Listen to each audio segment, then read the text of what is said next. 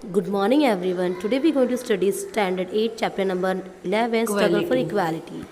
Now, students, as you know that in the progress of modern India, struggle for political freedom is very important. That is why this struggle was based on broad philosophy of man's emancipation. Therefore, in the course of this struggle, along with political dependence, there was opposition to things like feudalism, social inequality, economic exploitation. Like freedom, the principle of equality is also very important. Therefore, without realizing its contribution, we will not be able to understand the developmental process of modern India. Therefore, now we are going to study some of the movements. Now, our first movement is peasant movement. The Indian farmers had to suffer due to the ill effects of British economic policy. Then the British government used to protect the landlords and money lenders. They gave unjust treatment to the Indian farmers. The peasants in Bengal formed their union and revolted against the compulsion of cultivating indigo. The play Neel Darpan, written by Dinbandhu Mitra, brought to the notice of the society the wretched conditions of the farmers who were producing indigo. The farmers also in Uttar Pradesh formed Kisan Sabha in 1918 under the leadership of Baba Ramchandra. Then, in the year 1936, with the initiative of Professor N.G. Ranga, the Akhil Bharatiya Kisan Sabha was established. Swami Sahajananda Saraswati was the main president of this organization. The session of the Congress was held in the rural part of Faizpur. Then, in the year 1938, the crops in eastern Khandesh were destroyed due to heavy rainfall. The condition of the farmers over there was very miserable. In order to get the land revenue waived off, Sanik Guruji organized meetings and processions at many places. He took out marches on the collector office. The farmers participated in a huge number in this revolutionary period of the year 1942. Now we'll see about workers' union. In the later half of 19th century, textile mills, railway companies and such other industries were started in India. The workers' group had not aroused on the large scale. Then, in these periods, various efforts were made to solve the problems of the workers. Sashipada Banerjee and Narayan Meghaji Lokhande organized the workers at the local level. So, he described as the father of Indian workers' women. Because of the contribution of Lokhande, he was described as father of Indian workers' movement. Then an agitation was launched against the miserable condition of the tea plantation workers in Assam. In the year 1899, Great Indian Peninsula, that is GIP, railway workers called for a strike for their demands to be fulfilled. After the First World War, due to industrialization, there was rise of worker class in India, and then a necessary for nationwide worker union was felt. So that is why All India Trade Union Congress, in short AITUC, was established. N.M. Joshi had a major role in the working of AITUC, that is All India Trade Union Congress. Then Lala Lajpat Rai was the president of the first session of this AITUC Congress. Then Srinath Amrut Dange, Muzaffar Ahmad, such other socialist leaders, by spreading the socialist ideology among the workers. In the year 1928, the Mumbai Mill Workers Union went on strike for almost 6 months. That is why many such strikes were made by the railway workers also. Jute mill workers had made the strike. That is why the government was disturbed that to see the growing strength of the workers' movement. The workers' struggle proved to be very suppressive and supportive by the national movement. Today we are going to see about socialist movement. It is necessary to overthrow the British government from India, right?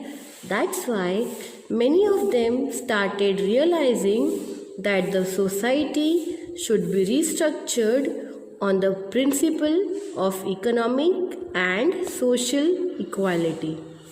Then the socialist youth in the year 1934 established the Congress Socialist Party, which included leaders like Acharya Narendra, Dev Jayaprakash, Narayan, Minu Masni, Dr. Ram Manohar Lohia, etc.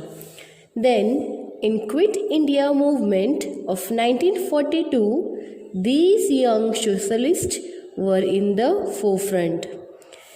Afterwards, Indians got introduced to Karl Marx and his communism. Lokmanya Tilak had already written an article on Marx in 1881. Then, in the year 1925, the Communist Party was formed in India. The work of building militant organization of workers and peasants was done by the young communists. Then later on, the British government started feeling the danger of this communist movement. Shripad Amrut Dange, Muzaffar Ahmad, Keshav Nilkant, Chaglekar, etc. All these were arrested. They were given different punishments. The trial had taken place in Meerut, and that is why it is also known as the Meerut conspiracy case. Now we'll learn about feminist movement. In this Indian socialist system, women were given secondary position. Due to this, many evil practices were subjected to injustice. But during the modern period, there was an awakening against these injustices. Pandita Ramabai established the Arya Mahila Samaj, and Sharda Sadan. Similarly, Seva Sadan, founded by Ramabai Ranade, are the example of this Bharat Mahila Parishad in the year 1904 and All India Women's Conference in the year 1927 was founded as well. Then Rakhmabai Janardhan Save was the first practicing woman doctor in India. She delivered series of lectures related to the health issues of women. She also opened a branch of Red Cross Society at Rajkot. During the 20th century, participation of women in public life began to increase. Women's participation in the national movement and revolutionary work was very significant. Now we are going to learn about Dalit movement. The Indian social structure was based on inequality. Social reformers like Mahatma Jyotirao Phule, Narayan Guru brought about awakening of the people against the unjust treatment given to Dalits in the society. Gopal Babu Walangar, in his book Vital Vidwansan, condemned untouchability. Shivam Janba Kamble started the magazine known as Samavanshiya Mitra on 1st July 1908.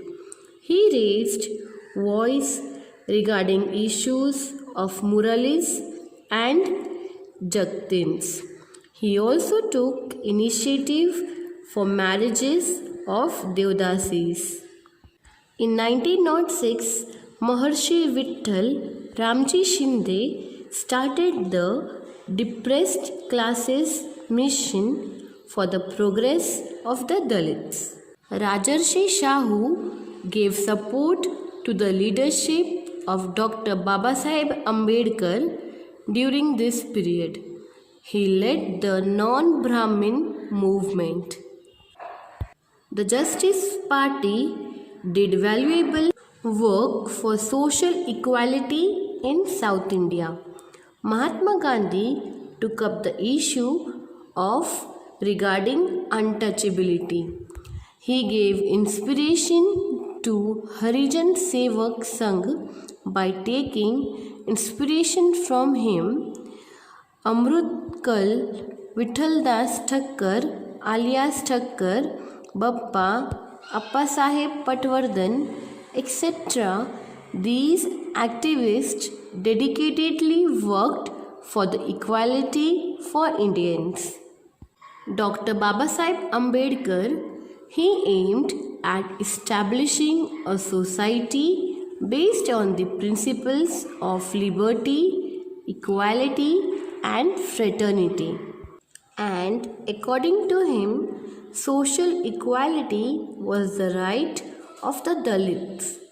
From this point of view, he established the Bahishkrut Hitkarni Sabha in July 1924.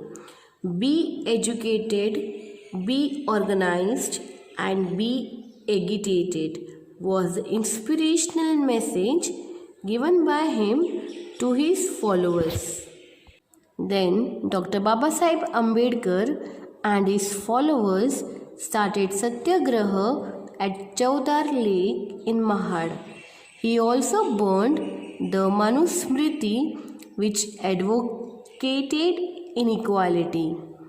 In the year 1930, he started Satyagraha for the entry of Dalits in the Kalaram temple at Nasik.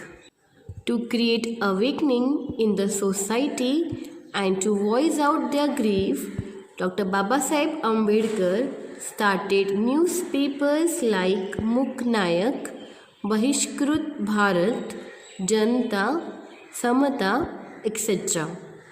He also established the Independent Labour Party.